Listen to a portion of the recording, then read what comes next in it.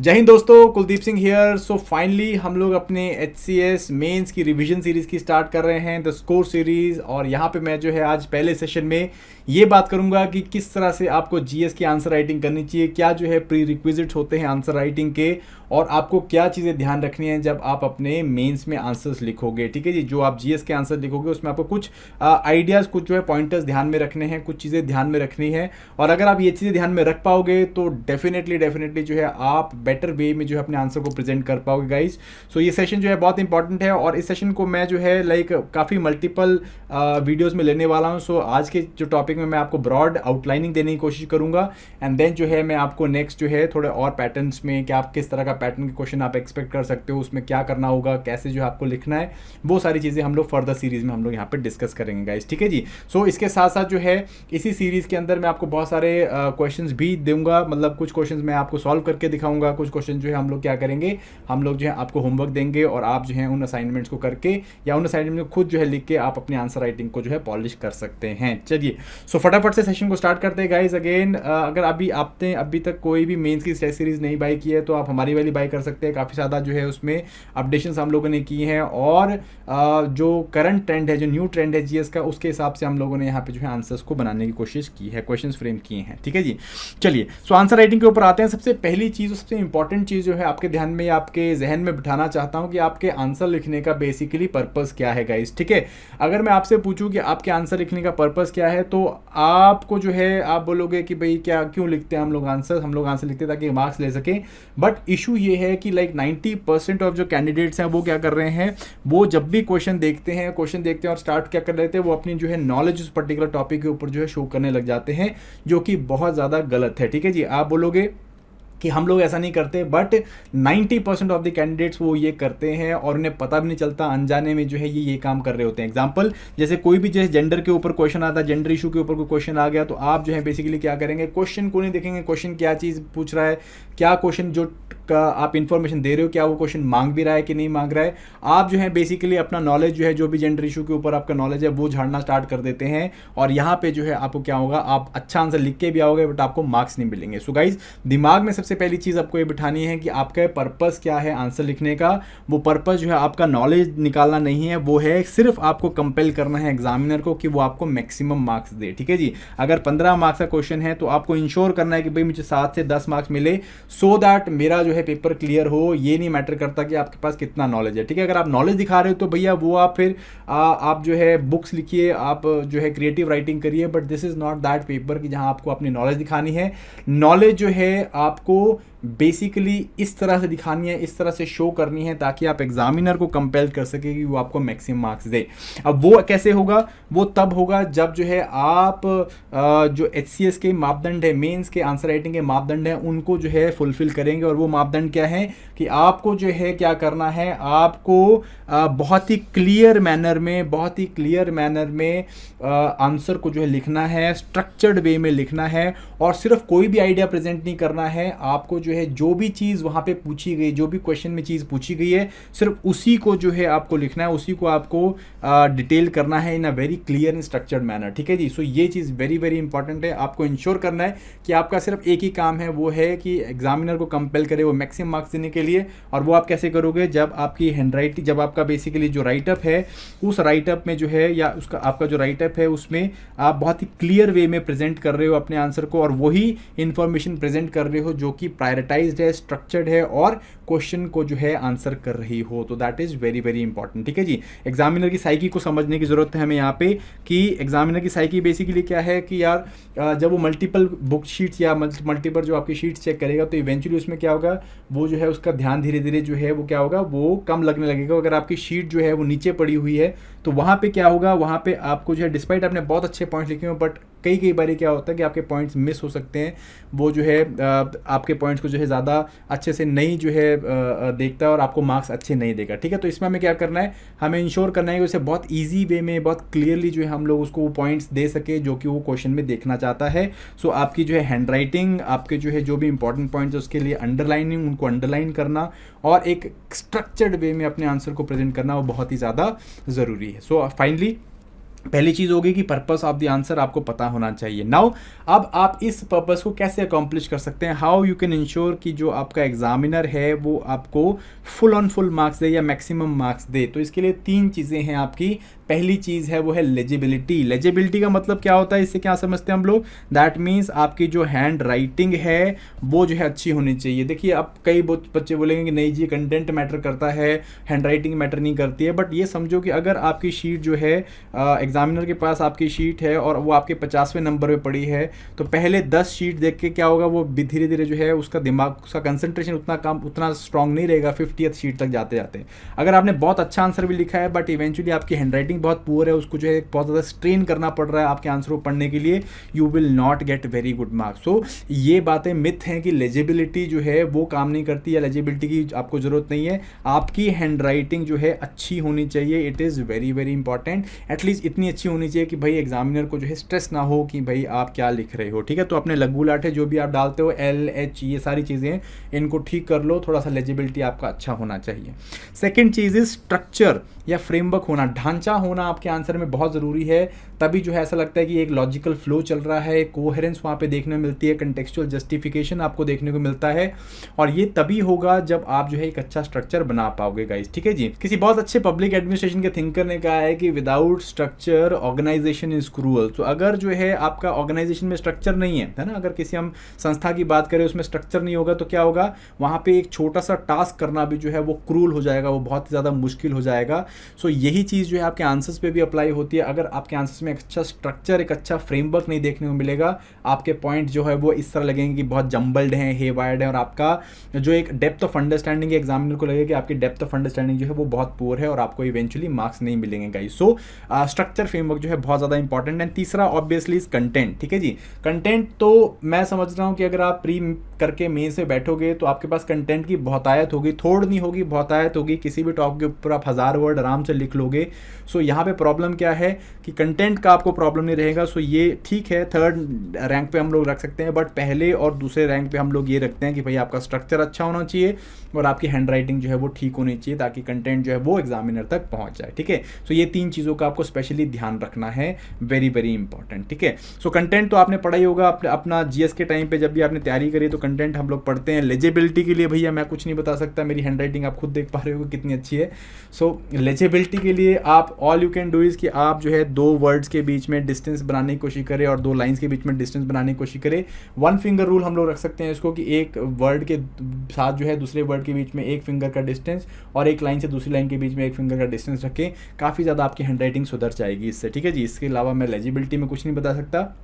बहुत ज़्यादा ख़राब है तो लेखमाला की किताब लेके आओ और उसको जो है 15-20 मिनट रोज़ प्रैक्टिस किया करो। एनीवेज, देन हम लोग आते हैं इंपॉर्टेंट चीज़ जो हम लोग ठीक कर सकते हैं, वो है स्ट्रक्चर और फ्रेमवर्क। ढांचा जो बनाना है हमें आंसर का, वो हम लोग जो है क्या कर सकते हैं, ठीक कर सकते हैं और इंश्योर कर सकते हैं कि जो आपको ख़राब मार्क्स मिले थे उनको हम लोग सही कर सकें। ठीक है, जिस स्ट्रक्चर फ्रेमवर्क पे हमें क्या 3 चीज़ें देखनी होती है।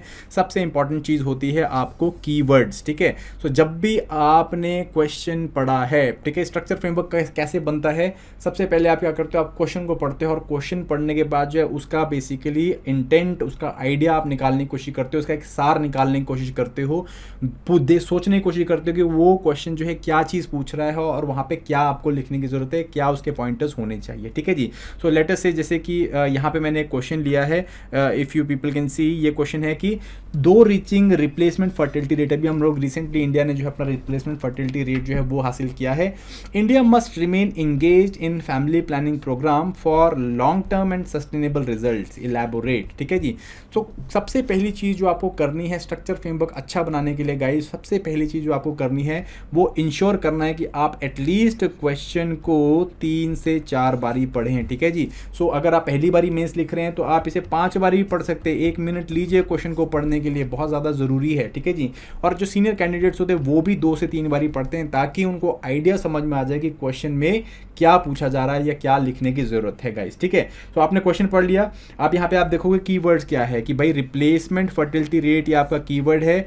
इंडिया जो है it must remain engaged in family planning programme, ये जो है long term and sustainable result. तो ये जो है आपके कीवर्ड्स हैं कि रिप्लेसमेंट फर्टिलिटी रेट एक कीवर्ड है, India should remain engage in family planning programme ये जो है एक कीवर्ड है, लॉन्ग टर्म सस्टेनेबल रिजल्ट्स के लिए ये एक कीवर्ड है, एंड देन इज इलेबोरेट, ठीक है जी। सो कीवर्ड्स को आप क्या करोगे, मल्टीप्लाई करोगे WWH के साथ। बहुत सिंपल टेक्निक है WWH के साथ, ताकि आपका दिमाग थोड़ा सा इसके ऊपर इनपुट ले सके।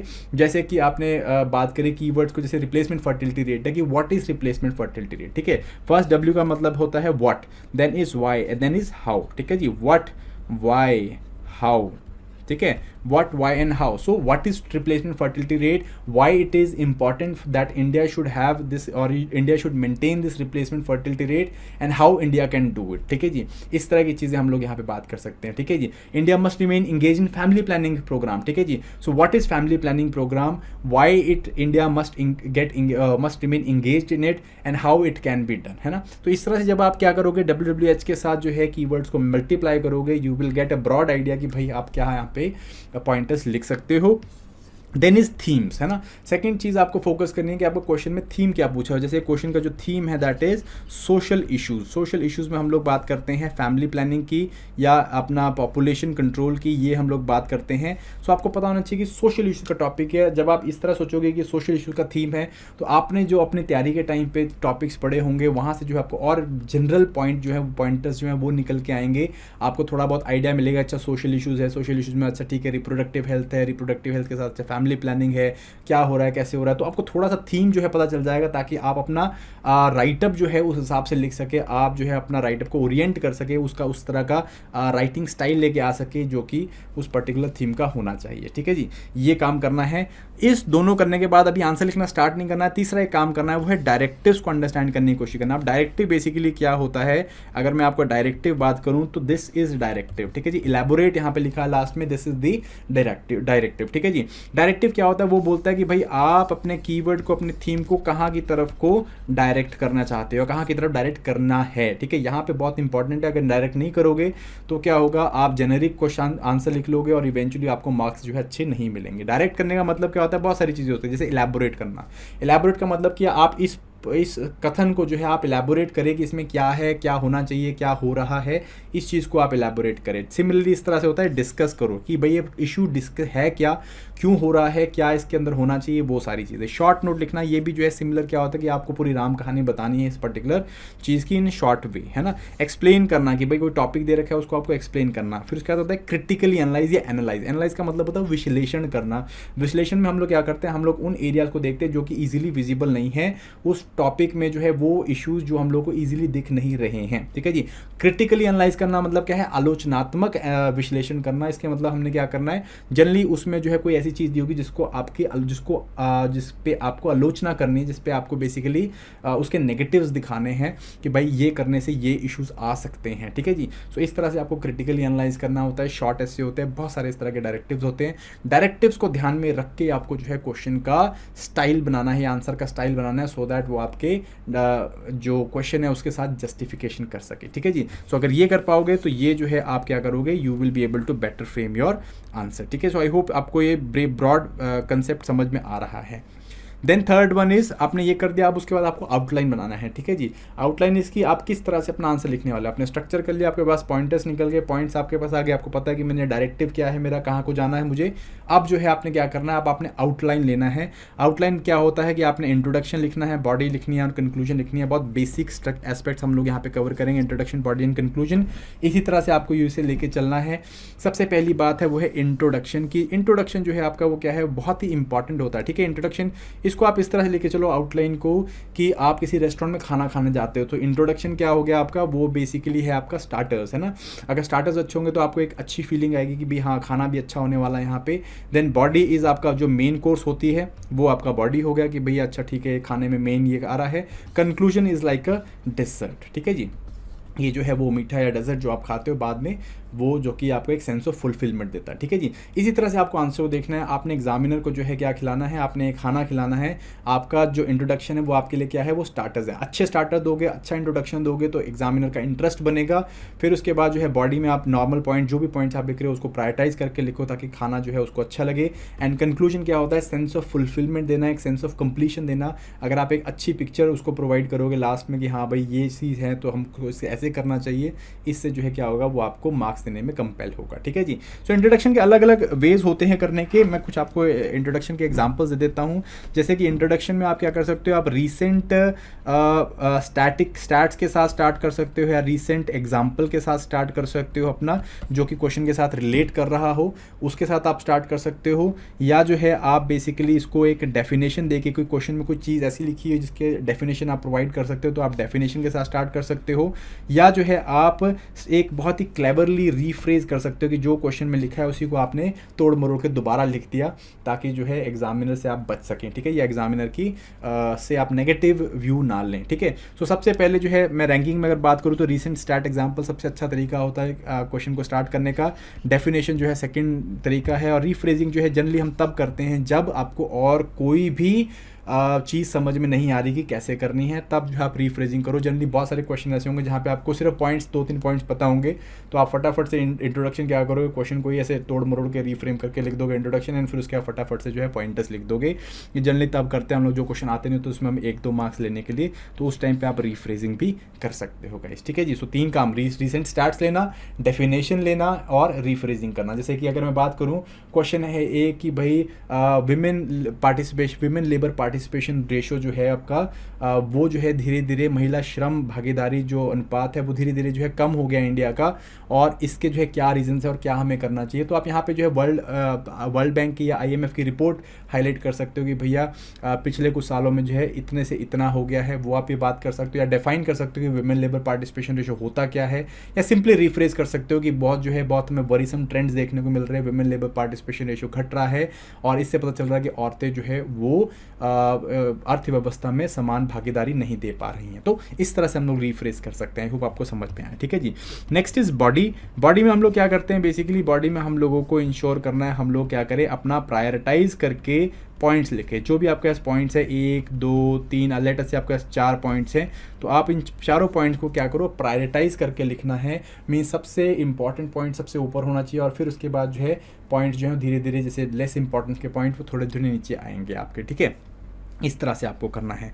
देन कंक्लूजन जो है, कंक्लूजन क्या होता है, कंक्लूजन जनरली जो है हम लोग क्या है, एक रोजी पिक्चर देने की कोशिश करते हैं, एक पॉजिटिव आउटलुक देने की कोशिश करते हैं और एक जो है फ्यूचर इनसाइट देने की कोशिश करते हैं कि भाई हाँ ये सब हो रहा है तो हम इसको अगर ऐसे करें तो इससे ऐसे हो सकता है ना। जैसे सिमिलर हम जैसे वुमेन लेबर पार्टिसिपेशन की बात कर रहे हैं तो भाई हम ये बोल सकते हैं कि अगर जो है, और जो हमने यहाँ पे बॉडी में जो भी पॉइंटर्स दिए कि अगर हम ये पॉइंट्स करेंगे तो वुमेन जो है वो अपना अर्थव्यवस्था में समान जो है वो या समानता या समान जो है वो अपना वो दे पाएंगे, कंट्रीब्यूशन दे पाएंगे और इससे जो है भारत एक डेवलप्ड नेशन की ओर जो है वो अग्रसर हो पाएगा। तो इस तरह से आप बात कर सकते हो, है ना, कि भाई ऑल दीज थिंग्स, एक रोजी कंक्लूजन देना, एक फ्यूचर इंसाइट देना वो बहुत ही ज़्यादा ज़रूरी हो जाता है और इससे जो है एक आपका बहुत पॉजिटिव आउटलुक भी पड़ता है, इम्पैक्ट भी पड़ता है कि जो स्टूडेंट है, एग्जामिनर को ये लगता है कि स्टूडेंट जो है क्या है, ये एक प्रॉब्लम सॉल्विंग अप्रोच रखता है या एक पॉजिटिव आउटलुक रखता है। ठीक है, इसके ऊपर छोटा सा हमने पीछे जो क्वेश्चन लिया इसी के ऊपर आ जाते हैं हम लोग। जैसे फैमिली प्लानिंग के ऊपर है तो मैं इंट्रोडक्शन आपको कुछ दे देता हूँ। जैसे कि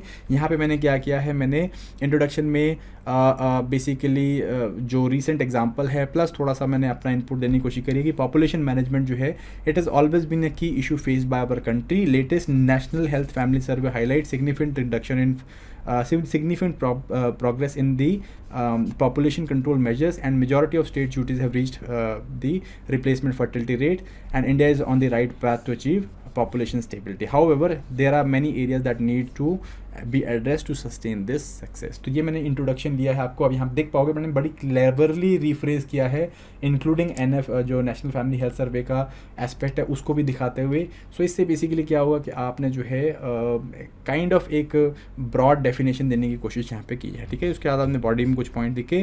कंक्लूजन आपने जैसे कुछ इस तरह लिख दिया कि फाइनली लॉन्ग लास्टिंग सक्सेस के लिए जो है we need to evolve our family planning policies to ensure कि जो गैप्स हैं वो प्लग्ड हों और ज़्यादा से ज़्यादा सब स्टेक होल्डर्स का पार्टिसिपेशन लेके आ पाएँ, ताकि हम लोग जो है सोसाइटी की आउटलुक को ट्रांसफॉर्म कर सके with respect to family planning. ठीक है, सो इस तरह से हमने क्या किया, एक रोज़ी पिक्चर जो है वो देने की कोशिश करी है। ठीक है जी, तो इस तरह से हमने क्या किया, इंट्रोडक्शन यूज़ किया, बॉडी किया एंड कंक्लूजन किया। एक यहाँ पे मैं आपके साथ एक बहुत इंपॉर्टेंट प्रो टिप शेयर करना चाहता हूँ। प्लीज़ गाइज इंश्योर दैट कि जब आप इंट्रोडक्शन से बॉडी के ऊपर जाए, बॉडी से कंक्लूजन के ऊपर जाए, या बॉडी के एक पॉइंट से दूसरे पॉइंट के ऊपर जाएं, तो एक कनेक्टर्स का इस्तेमाल ज़रूर करें। ऐसा ना लगे कि भाई सडनली आपने इंट्रोडक्शन के बाद सडनली मतलब कुछ अलग सा ही कर दिया है और वो बिल्कुल मिस मैच हो गया या वो बिल्कुल कनेक्ट नहीं हो रहा है, ऐसा ना लगे। ठीक है, जैसे मैंने ये लाइन देखो, however many areas needs to be addressed to sustain this success. तो मैंने ये लाइन क्यों ऐड करी, ताकि मैं जो है आगे बॉडी में दिखा सकूँ कौन से एरियाज एड्रेस करने की ज़रूरत है। ठीक है, तो इस तरह से हम लोग क्या करेंगे कि हम लोग जो है कनेक्टर्स का इस्तेमाल करेंगे। जैसे मैंने फाइनली कंक्लूजन में भी क्या यूज़ किया, फाइनली यूज़ किया है कि फाइनली जो है इस तरह से जो है हम लोग ऐसे कर सकते हैं। ठीक है, सो फाइनली यूज़ करना, इन दी एंड यूज़ कर सकते हो आप। ठीक है जी, आप इस तरह need of the hour use कर सकते हो, need of the hour is to do this that, है ना। Way forward is this, way forward वैसे नहीं लिखते हैं क्योंकि इट्स लाइक काइंड ऑफ, बहुत सारे लोग वे फॉरवर्ड यूज़ करते हैं। तो आप एक काम कर सकते हो, आप अपने कनेक्टर्स जो हैं वो बना सकते हो। खुद एक काम करना है, आज कुछ नहीं करना, होमवर्क समझ लो अपना। So all you need to do is you need to ensure कि आप जो हैं कुछ कनेक्टर्स रख रहे हो, ताकि ये कनेक्टर्स आपको जो है क्या करें, आपको लिंक करने में हेल्प करें। देखो जैसे हमने हाउ एवर यूज़ किया है, हाउ एवर को आप यूज़ कर सकते हो, आप मोर ओवर को यूज़ कर सकते हो। ठीक है जी, फर्स्टली, सेकेंडली, थर्डली आप यूज़ कर सकते हो। बड़ी सारी चीज़ें आप इस तरह से यूज़ कर सकते हो एज अ कनेक्टर गाइस। ठीक है, सो यहीं पे मैं इस सेशन को ख़त्म करूँगा। I will continue this sessions and वहाँ पे मैं बात करूँगी HCS में जो है आपको किस तरह के क्वेश्चन एक्सपेक्ट करने हैं और उनको जो है किस फॉर्मेट में आपको लिखने की कोशिश करना है। All this on the next session. I hope you guys like this session. Please like, share and subscribe to, जो लोग भी पेपर दे रहे हैं उनके साथ इसे शेयर ज़रूर करो। एंड अगर आप इस पेपर को लिखना चाहते हैं या इस पेपर को लिख रहे हैं या नहीं भी लिख रहे हैं, तो आप जो है इस सेशंस को कंटिन्यू ज़रूर करिए और अपने आंसर राइटिंग को रिफॉर्म करिए। ठीक है जी, till next time, thank you very much and जय हिंद।